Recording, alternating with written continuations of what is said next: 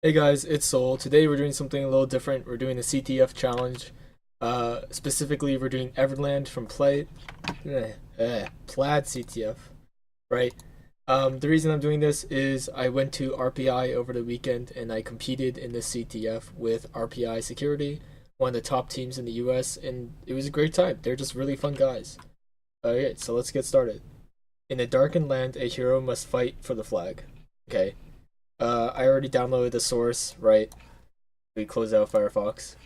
From here, I set up the source on the left. Okay, we got terminal, and then we got pwn tools, which we're going to be setting up an exploit. So if we netcat into the challenge, we will find, welcome mighty hero to the abyss of Everland. Pray tell, what is your name? Soul. And from here we see our stats, strength, our health, the enemy, their strength and their health. And we can do various things like fight, strike, right? We can use max health potion, right? There's different things we can do. It's basically like an RPG. So the first thing we're actually going to do is be able to connect. So when we netcat right into the challenge, we're presented with this, right? And we have to, what's it called? We have to give our name, right? So we're going to do that in pwn tools right now. So r.receive until question mark, right? Because that's how we know we're at the end of the question.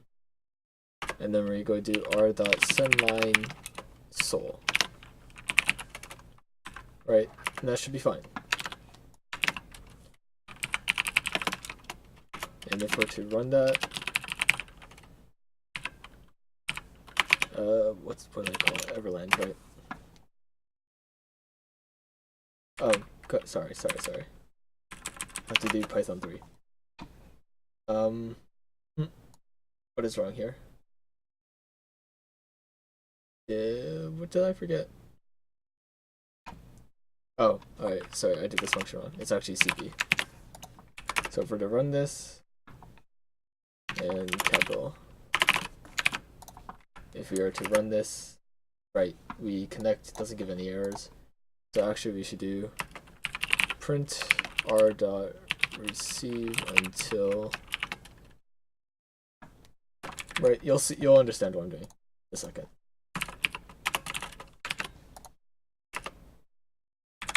Again, Python 3. That is in bytes, so we have to do .decode UTF-8. That should be fine now, right? So basically what we did is we waited for the question mark, then soul, and then we just print everything we've got until the ender, which is that little caret, and that is when we know we are waiting for output. Okay. Now we want to, if we go back and actually netcat in, right, do soul, the first thing we want to do is forage, right? That basically gives us a ton of items that we can use. Each one has some different use, but we only end up using 2. And if we actually go to the code, we can see all this stuff, right? And that's just the list of the items we can grab. So if we keep going in netcat, we get the lucky elixir, and then from there it just says there's nothing to find, right? So in pwn tools, what we're going to do is just loop through and get every possible forage, just so we know we have it later. Like, even though you don't need some of them, you end up needing to get the lucky elixir, which is the last one, so you do need to loop through. UTF-8, and then we're going to do r.sendLine forage. Okay, close out netcat and run the Python. What is broke here? Oh, okay, we don't need that. That was just for testing. So if we exit and run, right, you can see it loops through and gets grossweed, risky dust, random vines, sacrificial net, and lucky elixir. The ones you actually need, I'm pretty sure, are just grossweed, sacrificial net and elixir. Right. So in our Pwn tools, we're just going to run a little interactive so we can test it after there. See, now we have access to the shell. We are going to do use, and it lists all these things, right? So some are one-time use, like the lucky elixir and the dagger, right? But if we use the grow swede, so if we do 4, now if we go to fight, you can see we gain the ability stink out. And in the code, that is here, attacks, right? And stink out, what it does, we can see, it takes the enemy's parameters and our parameters and lowers their strength by 10. Okay, that is very important. Okay, you have to pay attention. So we're going to exit out of netcat right now. Remove the interactive. We no longer need that. So what we're going to code now is to use the stinkweed, right? Gain that ability, and we are also going to use. We're going to figure out how to use the sacrificial net. That's also important. I'm not going to show you in the code, but basically once you use the sacrificial net, it stays there until you get a capture, right? It'll iterate through every round and see if you can capture. So we're going to do print r.receive_util. Actually, I'm just going to copy. Right. Then, so we want to activate the command use. And then print again. And then we want to get the grow swede first. So we're going to print 4 to select the grow swede. And then from there, we're just going to do the same thing again, but this time we are going to do the sacrificial net, which is 1. And if we were to run this, right, sacrificial net, you can see we use the grow swede here, and we should have used the sacrificial net if I just print one more time. Yeah, see, sacrificial net. So from here, what you actually need to do is get into the combat of the game, and this is the interesting part. So we're going to abuse a little bug, basically. The enemy always chooses to. They have like. How should I explain? They have logic that decides what attack they should use. If we go back to attacks, they always use lunge or strike, right? And we're going to abuse the fact that lunge is the one we want to avoid, right? Lunge always actually no, sorry. Lunge is the one we want to use. We want to avoid strike, because strike will just straight out kill us with that 15 damage, right? You can see if they use it, their health is us, so their health equals minus 15. But if they do lunge, it 2/3 our health, so if we are already low, it won't kill us, and it gives them 10 damage.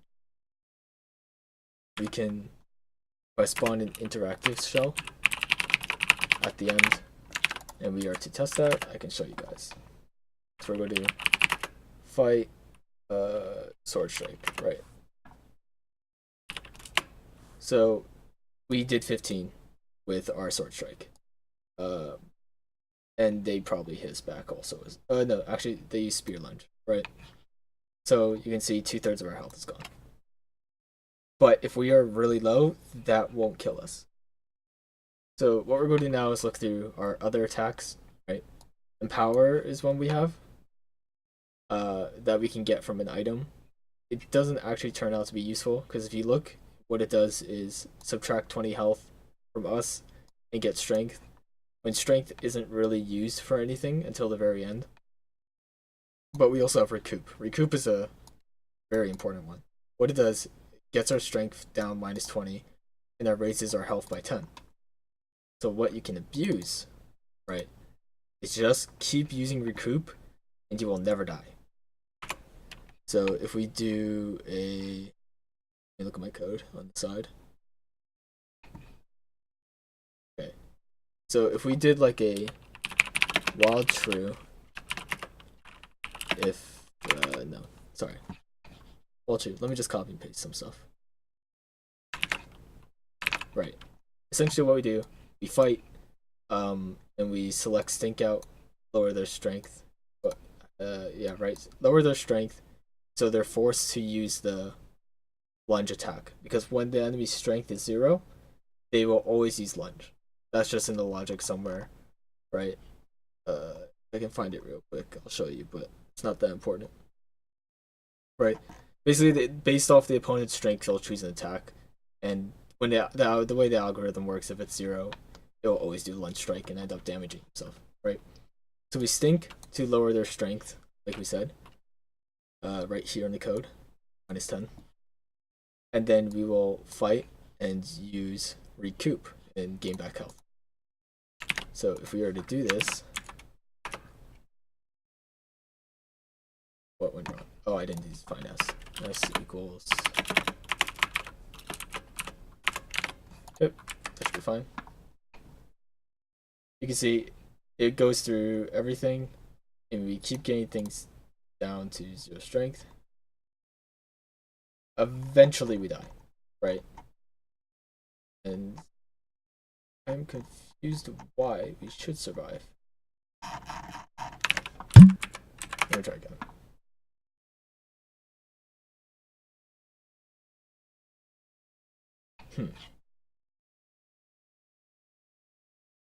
Oh, I know why. Okay. So this is where the actual exploit part of the code comes in. Okay. We have if you look at the possible attacks, right?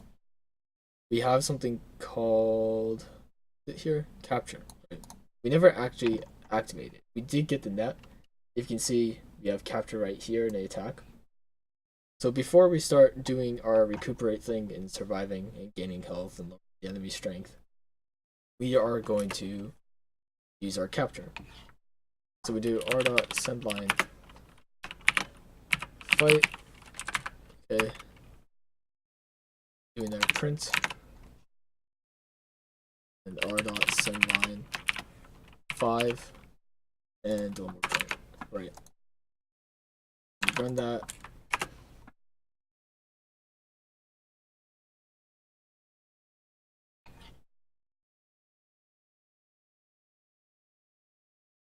Okay. Did we get, yeah, okay. So if you look at our attacks now, since we used capture, we now captured something and we have the ability to sacrifice. And this is where the interesting part comes. So sacrifice function is right here. Since they use mutable variables, we can abuse this because they use the value before reassigning it. So what sacrifice does is it takes your health, right? And it takes the enemy health and your strength. And it lowers the enemy health by your health times 10. But when using it, your health is capped, right? But that cap doesn't take place. So what it will do is it will add 10 to your health for the strength of the monster you cap, which should be 50, right? So if you use this when you get a max strength opponent, you should be able to just one-shot it, because since your health hasn't been lowered back down yet, it'll do 10 times that and should do 500 damage. I'm not sure if I explained that too clearly, but you'll see when we get there. So we get the capture, but I think the issue is I forgot to what is 2? I forgot to get its health loan. So if we do 4i, like when I did the first monster, let's see here, sacrificial net, I waited for it to attack me a lot before I got to, and I lowered its strength, right? I think that's the issue. What you should have done is just recuperate and heal up while the monster damages itself. We're going to do r.sendLine fight, right? And then another print statement, r.sendLine 2, and then a print. So what this will do is 3 times it will just heal you up while the monster does its thing, right? And this should work. Okay, have it run. You can see all the opponent's strength going down, which is exactly what we want, because if you remember, we are looping through stink out, lowering the opponent's strength. Right? So this is the part. When you kill all 10 monsters, you get something called the possessed, possessed, and then following one of the monsters you already killed. If you do not kill this in one turn, it has an ability called kill, which will just set your health to 0 and you will automatically die. So this is the exploit. So what we went to sacrifice, right? We could see that we could one-shot something by abusing the health mechanic, right? Again, the abuse is that the health doesn't get set back down until the end of the function. So you can use sacrifice, get it insanely high, and then lower your enemy's health by yours times 10. So what we're going to do is spawn in interactive, right? Shell at the end, so we can do stuff manually. And then we are going to add an if statement in the while loop. If we find possessed, I can't spell. If we find possessed in our string, we are going to break. Okay, run that.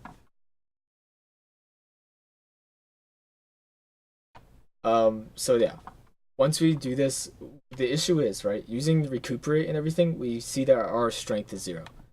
And looking at the sacrifice function, we see it's very dependent on our strength times 10. But this is where one of the items comes in effect. If we do use, and I'm pretty sure it's the lucky elixir, right? We now have 100 strength. We then be able to fight, sacrifice, and we kill it. And just so if you don't understand, right, the lucky elixir, when used, sets our health to 100 and sets our strength to 100. Right, then going back to the sacrifice, our health then gets set to enemy health, right? Our strength times 10. So that's 1,000, and that's what the minimum health is set. Right, and then their health is subtracted from our health, and they are just completely obliterated with like 1,000 points of damage. And this bug works because they don't do this after our health is brought down, right? Because if our health is brought down to the maximum, which is 200, they only do 200 damage, and you see they have 250 health, so they would survive. And there's the flag. If you guys want me to do more CTF stuff, leave a like, subscribe. It helps out the channel. I know I probably wasn't the most clear on a lot of the stuff, but it's my first video, it's a hard CTF, and I'm not sure if I'm going to do more stuff like this. I just thought this one was really interesting. And I'll see you guys next time.